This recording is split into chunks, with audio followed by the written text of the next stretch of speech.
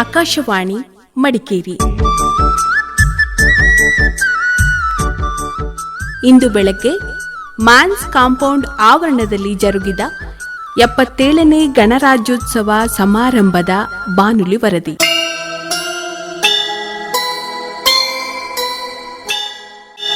ಕಾವೇರಿ ಮಾತೆಯ ತವರು ಕೊಡಗು, ಮುತ್ತುರಾಜನ ಕೇರಿ ಆಯಿತು ಮಡಿಕೇರಿ.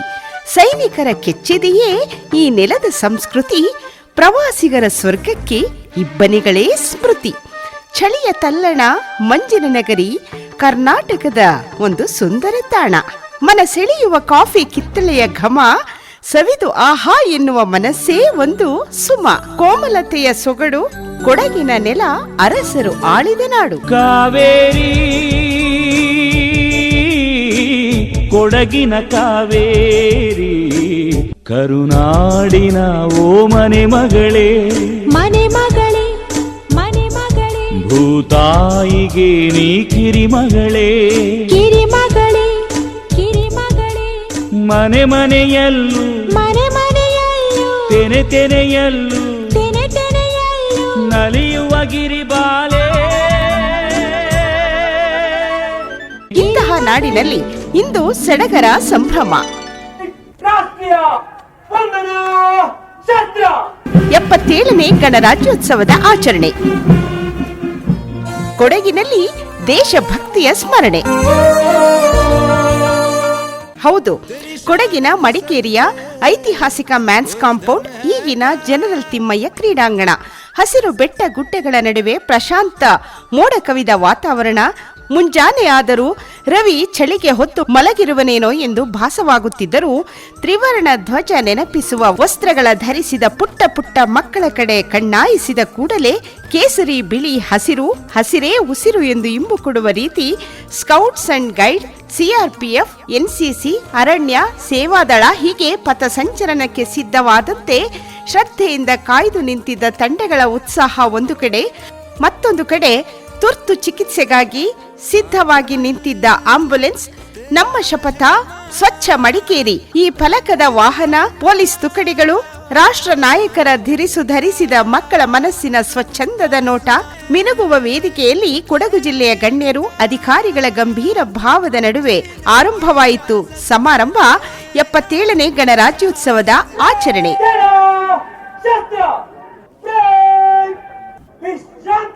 ಇಂದು ಬೆಳಗ್ಗೆ 9 ಗಂಟೆಗೆ ಸರಿಯಾಗಿ ಕರ್ನಾಟಕ ರಾಜ್ಯ ಮಾನ್ಯ ಸಣ್ಣ ನೀರಾವರಿ, ವಿಜ್ಞಾನ ಮತ್ತು ತಂತ್ರಜ್ಞಾನ ಹಾಗೂ ಕೊಡಗು ಜಿಲ್ಲಾ ಉಸ್ತುವಾರಿ ಸಚಿವರು ಆದಂತಹ ಶ್ರೀ NS ಬೋಸರಾಜು ಅವರು ಧ್ವಜಾರೋಹಣ ನೆರವೇರಿಸುತ್ತಿದ್ದಂತೆ ರಾಷ್ಟ್ರಗೀತೆ ಮೊಳಗಿತ್ತು. ಮಡಿಕೇರಿಯ PM ಶ್ರೀ ಸರ್ಕಾರಿ ಮಾದರಿ ಕಿರಿಯ ಪ್ರಾಥಮಿಕ ಶಾಲೆಯ ವಿದ್ಯಾರ್ಥಿಗಳಿಂದ ಜೈ ಭಾರತ ಜನನಿಯ ತನುಜಾತೆ, ಜಯ ಸುಂದರ ನದಿವನಗಳ ನಾಡೆ, ಜಯ ಹೇಳ ಸರುಷಿಗಳ ಬೀಡೆ, ಭೂದೇವಿಯ ಮಕುಟದ ನವಮಣಿ, ಗಂಧದ ಚಂದದ ಹೊನ್ನಿನ ಗಣಿ, ರಾಘವ ಮಧುಸೂದನರವತರಿಸಿದ ಭಾರತ ಜನನಿಯ ತನುಜಾತೆ, ಜನನಿಯ ಜೋಗುಳ ವೇದದ ಘೋಷ, ಜನನಿಗೆ ಜೀವವು ನಿನ್ನಾವೇಶ, ಹಸುರಿನ ಗಿರಿಗಳ ಸಾಲೆ, ಕೊರಳಿನ ಮಾಲೆ, ಕಪಿಲ ಪತಂಜಲ ಗೌತಮ ಜಿನನುತ ಭಾರತ ಜನನಿಯ ತನುಜಾತೆ. ನಾಡಗೀತೆ ಹಾಗೂ ನೇಗಿಲ ಹಿಡಿದ ರೈತನ ಸ್ಮರಿಸುವ ರೈತ ಗೀತೆಗಳು ಹಾಡುತ್ತ ಉಳುವ ಯೋಗಿಯ ನೋಡಲ್ಲಿ,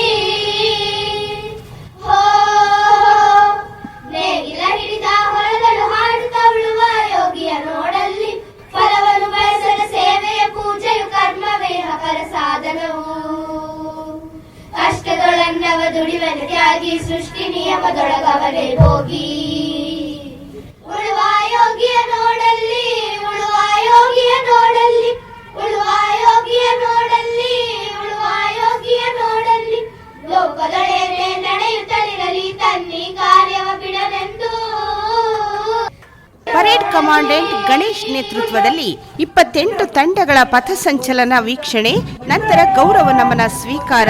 ಆನಂತರ ಮಾನ್ಯ ಶಾಸಕರಾದ ಬೋಸರಾಜು ಅವರು ಗಣರಾಜ್ಯೋತ್ಸವದ ಸಂದೇಶದ ಆರಂಭದಲ್ಲಿ ಶುಭಾಶಯವನ್ನ ಕೋರುತ್ತಾ ಸಂವಿಧಾನದ ಆಶಯಗಳ ಕುರಿತಾಗಿ ಮಾತನಾಡುತ್ತಾ 1950 ಜನವರಿ 26ರಂದು ನಮ್ಮ ಸಂವಿಧಾನ ಜಾರಿಗೆ ಬರುವ ಮೂಲಕ ಭಾರತದ ವಿಶ್ವದ ಅತಿ ದೊಡ್ಡ ಪ್ರಜಾಪ್ರಭುತ್ವ ರಾಷ್ಟ್ರವಾಗಿ ಹೊರಹೊಮ್ಮಿದೆ. ಹಕ್ಕು ಮತ್ತು ಕರ್ತವ್ಯಗಳ ಸಮನ್ವಯವೇ ನಮ್ಮ ಸಂವಿಧಾನ ಶಕ್ತಿ. ಈ ಶುಭ ಸಂದರ್ಭದಲ್ಲಿ ಮಹಾತ್ಮ ಗಾಂಧೀಜಿ, ಸಂವಿಧಾನ ಶಿಲ್ಪಿ ಡಾಕ್ಟರ್ ಬಿ.ಆರ್. ಅಂಬೇಡ್ಕರ್, ಶ್ರೀ ಸರ್ದಾರ್ ಪಟೇಲ್ ಹಾಗೂ ನಮ್ಮ ನೆಲದ ಹೆಮ್ಮೆಯ ಸೇನಾದಳ ನಾಯಕರಾದ ಫೀಲ್ಡ್ ಮಾರ್ಷಲ್ ಕೆ.ಎಂ. ಕಾಯಪ್ಪನವರು ಮತ್ತು ಜನರಲ್ ತಿಮ್ಮಯ್ಯ ಅವರ ತ್ಯಾಗವನ್ನು ಸ್ಮರಿಸುವುದು ನಮ್ಮ ಕರ್ತವ್ಯ. ವ್ಯಕ್ತಿಗಿಂತ ಸಮಾಜ ಮುಖ್ಯ, ಸಮಾಜಕ್ಕಿಂತ ದೇಶ ಮುಖ್ಯ ಎಂಬ ಧ್ಯೇಯದೊಂದಿಗೆ ಸಂವಿಧಾನದ ಆಶಯಗಳನ್ನು ಎತ್ತಿ ಹಿಡಿಯುತ್ತಾ ನಾವೆಲ್ಲರೂ ಮುನ್ನಡೆಯೋಣ. ಸಮಾನತಾ, ಸ್ವಾತಂತ್ರ್ಯ ಮತ್ತು ಭಾತೃತ್ವ ನಿಜವಾದ ಅರ್ಥ ಸಿಗಬೇಕಾದ್ರೆ ನಾವೆಲ್ಲರೂ ಸಂವಿಧಾನಬದ್ಧರಾಗಿ ಬದುಕುವುದು ಇಂದಿನ ತುರ್ತಿನ ಅಗತ್ಯವಾಗಿದೆ. ಎಲ್ಲರಿಗೂ 77ನೇ ಗಣರಾಜ್ಯೋತ್ಸವದ ಹಾರ್ದಿಕ ಶುಭಾಶಯಗಳು. ಮುಂದುವರೆದು ಕೊಡಗು ಜಿಲ್ಲೆಯ ಅಭಿವೃದ್ಧಿಗೆ ಸರ್ಕಾರ ನೀಡಿರುವ ಅನುದಾನವನ್ನು ಲೆಕ್ಕಗಳಲ್ಲಿ ವಿವರಿಸುತ್ತಾ ಪ್ರವಾಸೋದ್ಯಮಕ್ಕೆ ಹೆಚ್ಚು ಒತ್ತು ಕೊಡುವ ಬಗ್ಗೆ ಮಾತನಾಡಿದರು. ಈ ಸಂದರ್ಭದಲ್ಲಿ ಇಂದಿನ ಪ್ರಸ್ತುತ ಸರ್ಕಾರ, ಶ್ರೀಮಾನ್ ಸಿದ್ದರಾಮಯ್ಯನವರ ನೇತೃತ್ವದ ಸರ್ಕಾರ ಜನರಿಗೆ ಆಶ್ವಾಸನೆ ನೀಡಿದಂತೆ ಪಂಚಗ್ಯಾರಂಟಿ ಯೋಜನೆಗಳನ್ನು ಜಾರಿಗೊಳಿಸುವ ದಿಶೆಯಲ್ಲಿ ಕೊಡಗು ಜಿಲ್ಲೆಯಲ್ಲಿ ಈ ಶಕ್ತಿ ಯೋಜನೆ ಮುಖಾಂತರ 1,44,68,502 ಮಹಿಳೆಯರು ನಮ್ಮ ಬಸ್ಗಳಲ್ಲಿ ಫ್ರೀಯಾಗಿ ತಿರುಗಾಡೋದ ಮುಖಾಂತರ ಸುಮಾರು 63 ಕೋಟಿ ರೂಪಾಯಿ ಸರ್ಕಾರ ಅವರ ಪರವಾಗಿ ಕಾರ್ಪೊರೇಷನ್ ನೀಡಿರ್ತಕ್ಕಂಥದ್ದು. ಕೊಡಗಿನಲ್ಲಿ ಸುಮಾರು 99.15% ಯಶಸ್ವಿ ಹೊಂದಿನ ಗೃಹಜ್ಯೋತಿ ಯೋಜನೆಯಲ್ಲಿ 1,99,610 ಕುಟುಂಬಗಳಿಗೆ 731 ಲಕ್ಷ ರೂಪಾಯಿ ಸಹಾಯಧನ ಈಗಾಗಲೇ ಸರ್ಕಾರ ಭರಿಸಿರ್ತಕ್ಕಂಥದ್ದು. ಅದರ ಜೊತೆಯಲ್ಲಿ ತಮಗೆಲ್ಲ ಗೊತ್ತಿದ್ದಂತೆ ಅನ್ನಭಾಗ್ಯ ಯೋಜನೆಯಲ್ಲಿ 1,04,612 ಕುಟುಂಬಗಳಿಗೆ ಯೋಜನೆ ಲಾಭ ಪಡೆದಿರ್ತಕ್ಕಂಥದ್ದು. ಮಹಿಳಾ ಸಬಲೀಕರಣ ಗೃಹಲಕ್ಷ್ಮಿ ಯೋಜನೆಯಲ್ಲಿ ಜಿಲ್ಲೆಯಲ್ಲಿ 1,17,824 ಯಜಮಾನಿಯ ಖಾತೆಗೆ 535 ಕೋಟಿ ರೂಪಾಯಿಗಳು ನೇರವಾಗಿ ಜಮಾ ಮಾಡಲಾಗಿದೆ. ಯುವಕರಿಗಾಗಿ ಯುವನಿಧಿ ಯೋಜನೆ ಜಿಲ್ಲೆಯಲ್ಲಿ 1,649 ಯೋಜನೆ ಯುವಕರಿಗೆ 438 ಲಕ್ಷ ರೂಪಾಯಿ ವೆಚ್ಚವನ್ನು ಪಾವತಿಸಲಾಗಿದೆ. ಎಲ್ಲ ಯೋಜನೆಗಳ ಮುಖಾಂತರ ಒಟ್ಟಾರೆ ಕೊಡಗು ಜಿಲ್ಲೆಯಲ್ಲಿ 1,42,92,197 ಫಲಾನುಭವಿಗಳು ಮುಖಾಂತರ ಇಲ್ಲಿವರೆಗೂ 610 ಕೋಟಿ ರೂಪಾಯಿ ಈ ಜಿಲ್ಲೆಗೆ ಸರ್ಕಾರ ವತಿಯಿಂದ ಈ ಪಂಚಗ್ಯಾರಂಟಿಗಳ ಮುಖಾಂತರ ಸಿಕ್ಕಿರುವಂತದ್ದು ಇಲ್ಲಿ ಗಮನಿಸತಕ್ಕಂಥದ್ದು. ಅದೇ ರೀತಿಯಾಗಿ ರಾಜ್ಯದಲ್ಲಿ ಸುಮಾರು 1,16,000 ಕೋಟಿ ಈಗಾಗಲೇ ಸರ್ಕಾರ ರಾಜ್ಯದಲ್ಲಿ ಪಂಚಗ್ಯಾರಂಟಿಗಳಿಗಾಗಿ ಈ ಖರ್ಚು ಮಾಡಿರ್ತಕ್ಕಂಥ ಹೆಚ್ಚು ತಮ್ಮ ಗಮನ ತರತಕ್ಕಂಥ ಪ್ರಯತ್ನ ಮಾಡಿದೆ. ಅದೇ ರೀತಿಯಾಗಿ ಹಿಂದುಳಿದ ವರ್ಗಗಳ ಕಲ್ಯಾಣ ಇಲಾಖೆ ವತಿಯಿಂದ ವೈದ್ಯಕೀಯ ಮತ್ತು ಇಂಜಿನಿಯರಿಂಗ್ ವಿದ್ಯಾರ್ಥಿಗಳಿಗೆ ಪೊನ್ನಂಪೇಟ ಹಾಗೂ ಕುಶಾಲನಗರದಲ್ಲಿ 100 ಸಂಖ್ಯಾಬಲದ 2 ಹೊಸ ವಿದ್ಯಾರ್ಥಿನಿಲಯಗಳನ್ನು ಈಗಾಗಲೇ ಪ್ರಾರಂಭಿಸಲಾಗಿದೆ. ಮಹತ್ವದ ಕಾಮಗಾರಿಗೂ ಚಾಲನೆ ನೀಡಲಾಗಿದೆ. ವಂದೇ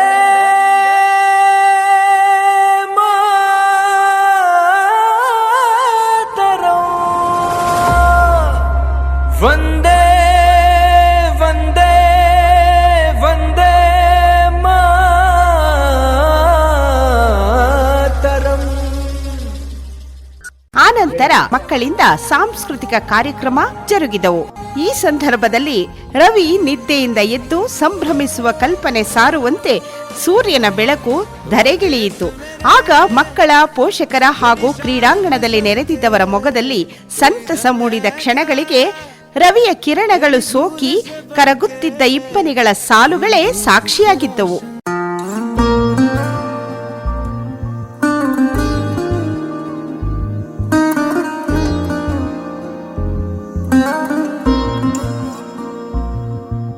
ಮಡಿಕೇರಿ ವಿಧಾನಸಭಾ ಕ್ಷೇತ್ರದ ಮಾನ್ಯ ಶಾಸಕರಾದ ಡಾಕ್ಟರ್ ಮಂತರ್ಗೌಡ ಅವರ ಅಧ್ಯಕ್ಷತೆಯಲ್ಲಿ ಜರುಗಿದ 77ನೇ ಗಣರಾಜ್ಯೋತ್ಸವ ಸಮಾರಂಭದಲ್ಲಿ ಕೊಡಗು ಜಿಲ್ಲೆಯ ರಾಷ್ಟ್ರೀಯ ಹಬ್ಬಗಳ ಆಚರಣಾ ಸಮಿತಿಯ ಅಧ್ಯಕ್ಷರು ಹಾಗೂ ಜಿಲ್ಲಾಧಿಕಾರಿಗಳಾದ ಸೋಮಶೇಖರ್ ಎಸ್ಜೆ, ಕೊಡಗು ಜಿಲ್ಲಾ ಪೊಲೀಸ್ ವರಿಷ್ಠಾಧಿಕಾರಿ ಬಿಂದುಮಣಿ ಆರ್ಎನ್, ಕೊಡಗು ಜಿಲ್ಲಾ ಮುಖ್ಯ ಕಾರ್ಯನಿರ್ವಹಣಾಧಿಕಾರಿ ಆನಂದ್ ಪ್ರಕಾಶ್ ಮೀನಾ ಸೇರಿದಂತೆ ಹಲವು ಗಣ್ಯರು ವೇದಿಕೆಯಲ್ಲಿ ಉಪಸ್ಥಿತರಿದ್ದರು. ಆನಂತರ ವಿವಿಧತೆಯಲ್ಲಿ ಏಕತೆ ಸಾರುವ ತ್ರಿವರ್ಣಗಳಲ್ಲಿ ವಸ್ತ್ರ ಧರಿಸಿದ್ದ ಮಕ್ಕಳಿಂದ ಸಾಂಸ್ಕೃತಿಕ ಕಾರ್ಯಕ್ರಮಗಳು ದೇಶಭಕ್ತಿಯನ್ನು ಸಾರುವಂತಹ ಗೀತೆಗಳಿಗೆ ಹೆಜ್ಜೆ ಹಾಕಿದರು. ಸಾಯಿ ಎಲ್ಲ ನಮ್ಮ ಫ್ರೆಂಡ್ಸು, ಜೈ ಭಾರತ ಜನನಿಯ ತನು ಜಾತೆ, ಜಯ ಹೇ ಕರ್ನಾಟಕ ಮಾತೆ, ವಂದೇ ಮಾತರಂ, ವಂದೇ ಮಾತರಂ, ವಂದೇ ಮಾತರಂ, ವಂದೇ ಮಾತರಂ, ವಂದೇ ಮಾತರಂ, ವಂದೇ ಮಾತರಂ.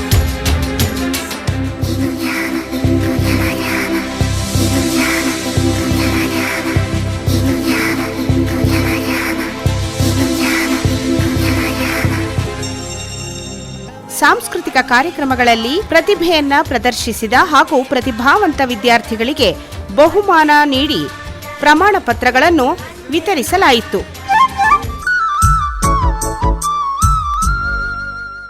ಇದುವರೆಗೆ ಇಂದು ಬೆಳಗ್ಗೆ ಮಡಿಕೇರಿಯ ಮ್ಯಾನ್ಸ್ ಕಾಂಪೌಂಡ್ ಆವರಣದಲ್ಲಿ ಜರುಗಿದ 77ನೇ ಗಣರಾಜ್ಯೋತ್ಸವ ಸಮಾರಂಭದ ಬಾನುಲಿ ವರದಿ ಪ್ರಸಾರವಾಯಿತು. ತಾಂತ್ರಿಕ ಸಹಕಾರ ಎ ರಂಜಿತ್ ಕುಮಾರ್ ಹಾಗೂ ಎಎಸ್ ಉದಯ್ ಕುಮಾರ್. ಪ್ರಸ್ತುತಿ ಎಂ ಶಕುಂತಲಾ. ನಿರ್ವಹಣೆ ಸಹಾಯಕ ಅಭಿಯಂತರ ಆನಂದನ್ ಪಿ. ಈ ಕಾರ್ಯಕ್ರಮ ಆಕಾಶವಾಣಿ ಮಡಿಕೇರಿ ಕೇಂದ್ರದಿಂದ ಮೂಡಿಬಂತು.